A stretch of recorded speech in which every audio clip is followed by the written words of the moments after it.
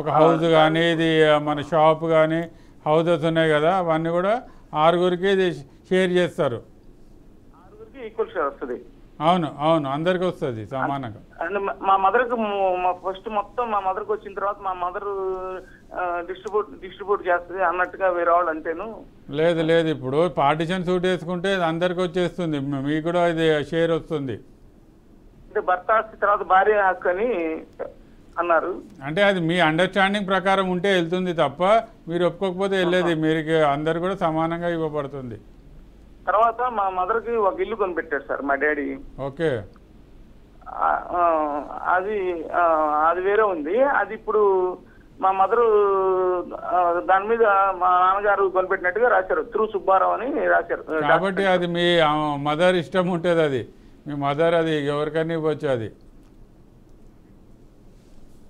ఇప్పుడు మీ మదర్ పేరు మీద ఉంది కాబట్టి సర్వ హక్కులు మీ మదర్వే ఉంటాయి. మీ మదరు అంటే ఎవరికి నచ్చిన వాళ్ళకి ఇవ్వచ్చు, లేకుంటే సమానంగా కూడా మీ అందరికి పంచవచ్చు. Ready sir. Purushottam Naidu, hello sir. నమస్తే సార్. నమస్కారం. ఎక్కడి నుంచి కాల్ చేస్తున్నారు సార్? అన్నమయ్య జిల్లా సార్, ఆంధ్రప్రదేశ్ స్టేట్ అన్నమయ్య జిల్లా నుంచి సార్. చెప్పండి సార్. ఏం లేదు సార్, నేను ఒక ఎంప్లాయీని sir. Okay. 20 years back Shriram సిట్లో షూరిటీ సంతకం పెట్టాను సార్. 20 years back. ఓకే. దాంట్లో 3 ఉన్నాం సార్. ఒక తలారి, నేను ఒక ఎంప్లాయీ, ప్లస్ ఒక అతను తీసుకున్న అతను సార్.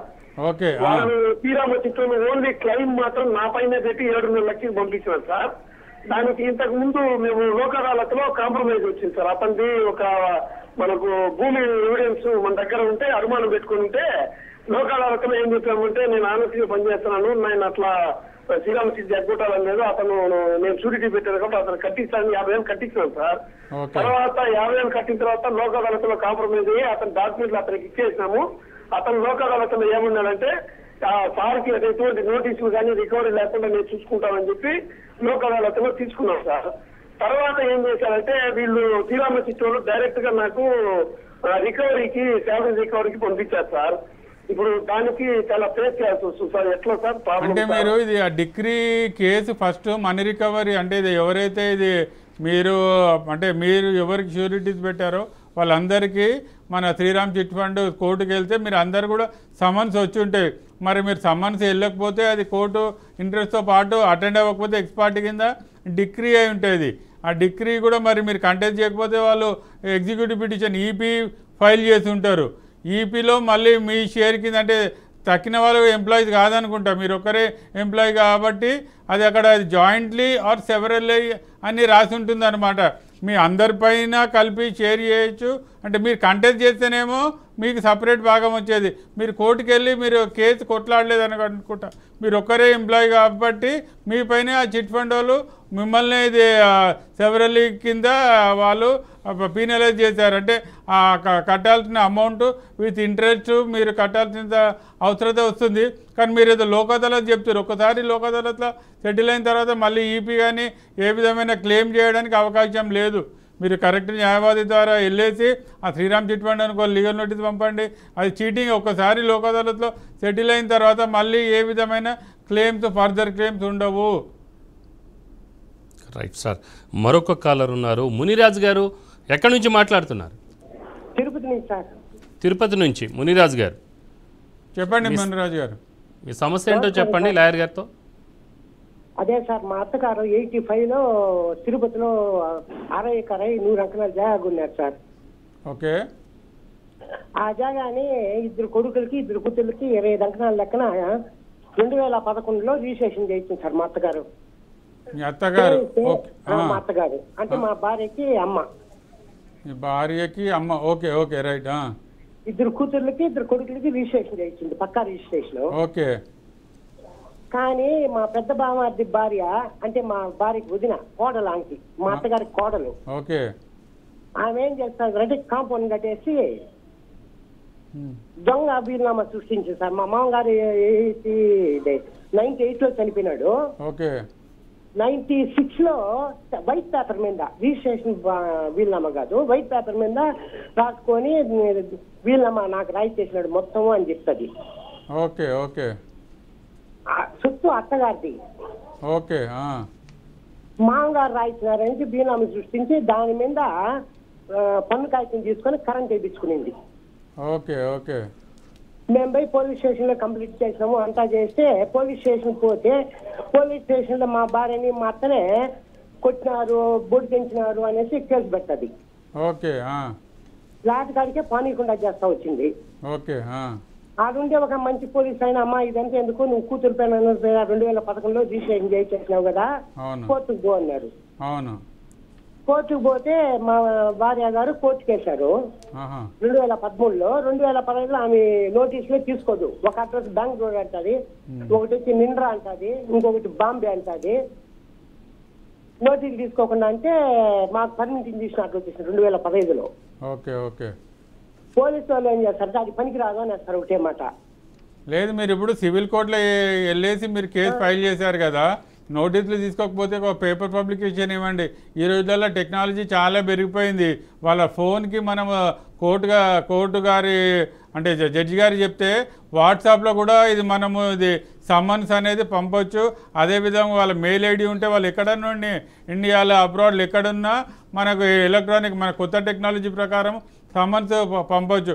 ఒకవేళ వాళ్ళు ఇది ఫోర్జరీ అది చేసే వాళ్ళపైన ఫోర్జరీ కేసు పెట్టండి. ఇది మన వీలునామా ఉన్నప్పుడు 2 విట్నెస్లు ఉండాల్సిన అవసరం ఉంటుంది.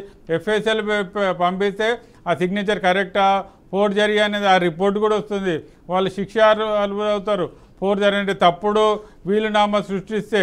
మీకు 2011లో ఇది అంటే క్లియర్గా రిజిస్ట్రేషన్ చేశారు కాబట్టి దాని ద్వారానే మీకు చెల్లుబాటు ఉంటుంది. Right sir. ఇంకొక కాలర్ ఉన్నారు, అనిల్ నూజివీడ్ నుంచి. అనిల్ గారు చెప్పండి, మీ సమస్య ఏంటో లాయర్ గారితో మాట్లాడండి. Okay sir. నమస్తే సార్ లాయర్ గారు. నమస్తే అనిల్ గారు.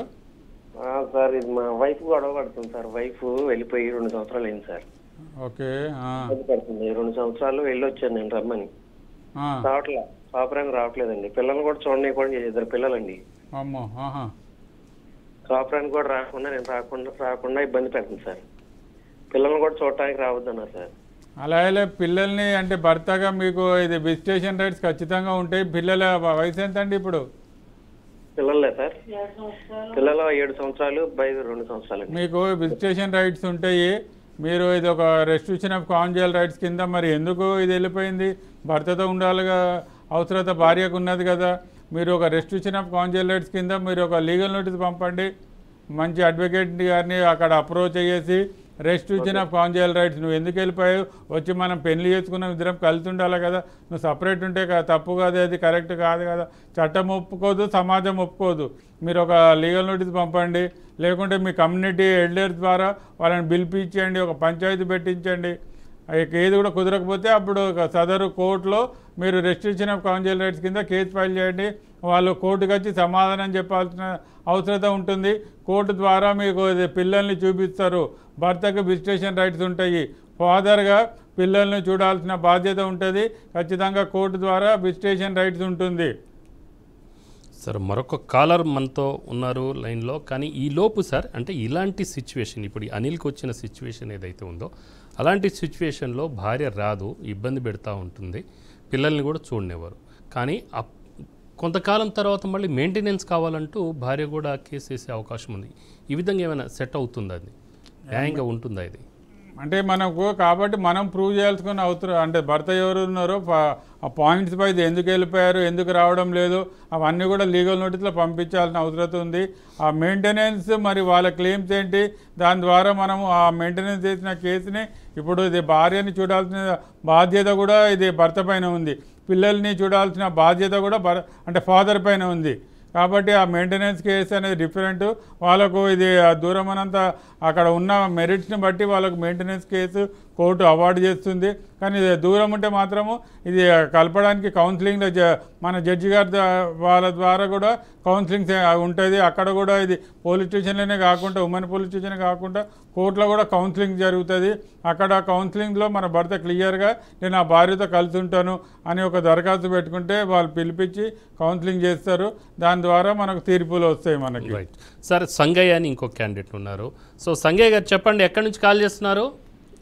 సార్ నేను కుత్బుల్లాపూర్ చింతల్ హైదరాబాద్. ఓకే చెప్పండి, మీ సమస్య ఏంటో చెప్పండి అమ్మా. నా కొడుకు సమస్య సార్. చెప్పండి అమ్మా.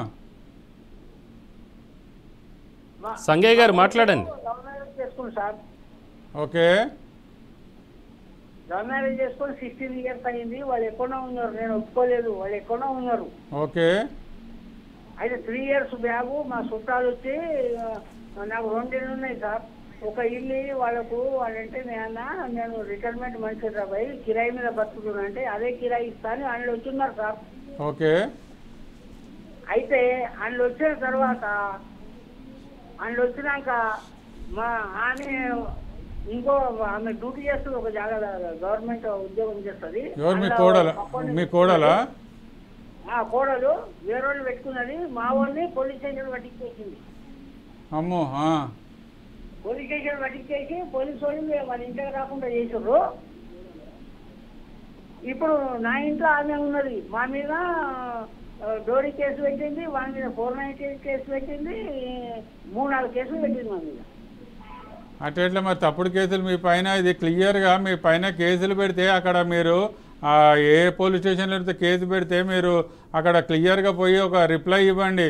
వాళ్ళు ఎక్కడో లవ్ మ్యారేజ్ చేసుకున్నారు, వాళ్ళు సపరేట్ ఉన్నారు, మేము వాళ్ళు కలిసి ఎప్పుడు ఒక రూప్ కింద లేము, అన్ని తప్పుడు కేసులు పెడుతుంది, ప్రాపర్టీ కోసం ఇవన్నీ కూడా చేస్తుంది, పెళ్లి మేము జరిపించలేదు, వాళ్ళ అడ్రస్ వేరేది, మా పోస్టల్ అడ్రస్ వేరేది అనేసి ఒక రిప్లై ఇవ్వండి మీరు. అక్కడ కూడా కాకపోతే మీ పైన హైకోర్టుకి వెళ్తే హైకోర్టులో మీ పైన ఉన్న కేసు క్వాష్ అయిపోతుంది. అర్థమైందా? మీరు కరెక్ట్ మంచి అడ్వకేట్ ద్వారా ఇవన్నీ వెళ్ళండి, మీకు ఖచ్చితంగా న్యాయం వస్తుంది. ఇప్పుడు వాళ్ళు మీ దగ్గర లేరు కదా, కేవలం ఈ ప్రాపర్టీ కోసం వీళ్ళన్నీ అవి పెద్ద మనుషులు ఎవరైతే వచ్చి ఆ రెంట్ అవి ఉన్నారో వాళ్ళని కూడా ఇది సాక్షులుగా ఇది మన ఇది పోలీస్ స్టేషన్ కోర్టుకి పట్టుకెళ్ళి వాళ్ళ సాక్ష్యాలు కూడా ఎవిడెన్స్ అయితే ఇప్పియండి. మీరు ఇప్పించేసి హైకోర్టులో మీరు క్వాష్ ఫైల్ చేస్తే మీ పేరు మీద ఉన్న డౌరీ కేసెస్ అని వెళ్ళిపోతుంది. సార్ మరొక కాల్ బ్రహ్మయ్య, ఖమ్మం నుంచి బ్రహ్మయ్య గారు చెప్పండి మీ సమస్య ఏంటో. ఇప్పుడు మా నాన్న సంపాదించింది ఎకరన్నర చేను ఉంది సారు. ఓకే. అయితే మాకు ఎకరన్నర చేను మా నాన్న సంపాదించింది ఉంది సారు. ఓకే. అయితే మాకు ఒక బుడ్డమ్మాయి, కళ్ళు లేవు. ఓకే. అయితే ఆ అమ్మాయి పేరు మీద 91లో రాసిండి ఈనామా మా నాన్న. ఓకే. ఇప్పుడు అది మరి గుడ్డమ్మాయికి ఏంటంటే మేము 3 అన్నల తమ్ములు, 2 చెల్లెలు లేదు కానీ ఒక చెల్లె నాకు లేదంటుంది. అది సార్ మరి ఇప్పుడు మీ నాన్నగారిది సొంత ప్రాపర్టీయా లేకుంటే మీ నాన్నగారి ఫాదర్ ప్రాపర్టీ అంటే తాతగారి ప్రాపర్టీయా? మీ తాతల ప్రాపర్టీ అయితే మీ అందరికి వస్తుంది. మీ నాన్న సంపాదిస్తే మీ నాన్న రాసిన వీలునామా ప్రకారం ఎవరైతే ఆ బ్లైండ్ గర్ల్ ఉందో అంటే మీ సిస్టర్కి ఆవిడకే చెందుతుంది. మీ నాన్న సొంతగా సంపాదిస్తే అతను ఎవరికైనా ఇచ్చుకోవచ్చు, కానీ మీ తాత సంపాదించుంటే మీ అందరు కూడా షేర్ వస్తుంది. Right sir. సో ఇవాళ మొత్తానికైతే చాలామంది వివిధ ప్రాంతాల నుంచి వారి యొక్క లీగల్ ఇష్యూస్ మీద మీరు దయచేసి మాట్లాడినందుకు ధన్యవాదాలు. మొత్తానికి చాలా కాల్స్ ఇంకా ఉన్నాయి, లైన్లో ఉన్నాయి, కానీ మన సమయం లేదు కాబట్టి ఈరోజు ఇంతటితో ముగించే ప్రయత్నం చేద్దాం. వచ్చినందుకు ధన్యవాదాలు. ఇది ఈరోజు న్యాయవేదికలోని లీగల్ అడ్వైజర్స్. మరొక టాపిక్తో మళ్ళీ వచ్చే శుక్రవారం సాయంత్రం 5:30 మీరందరూ కూడా రెడీగా ఉండండి. మళ్ళీ కలుసుకుందాం. అంతవరకు చూస్తూనే ఉండండి బీఆర్కే న్యూస్ తెలుగోడి సత్తా.